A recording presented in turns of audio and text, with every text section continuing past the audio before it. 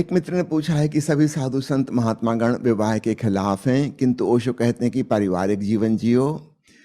निर्वाण उपनिषद के ऋषि ने संन्यास्त की जो परिभाषा की, क्या उन चीजों का पालन कोई गृहस्थ जीवन जीते हुए कर सकता है? अवश्य कर सकता है, बल्कि ज्यादा अच्छे से कर सकता है। ऋषि ने तो नहीं कहा कि त्याग करो। उपनिषद के ऋषि स्वयं ही गृहस्थ जीवन जीते थे। उनके विवाह होते थे, उनके बच्चे होते थे, गुरुकुल होता था, आजीविका का कुछ साधन होता था, खेती बाड़ी करते थे। ये दूसरों पर निर्भर नहीं थे। इस बात को याद रखना।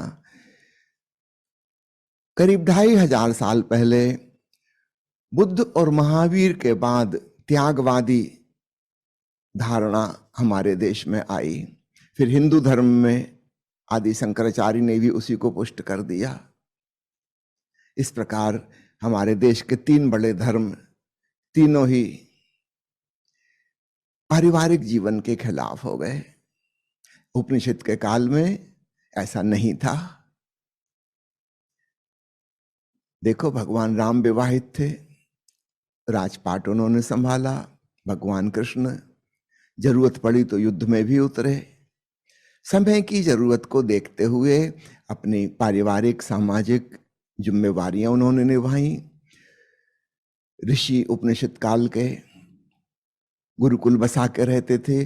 परिवार और बड़ा हो गया। खुद के तो 2-4 बच्चे होंगे, लेकिन 10-20 बच्चे दूसरों के आ गए। जिम्मेदारी और बढ़ गई, कम नहीं हो गई।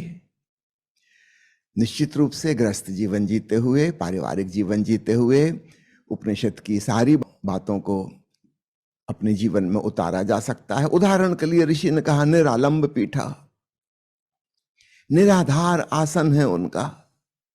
ये तो भीतर की बात है, बाहर की परिस्थिति से तो कोई संबंध नहीं।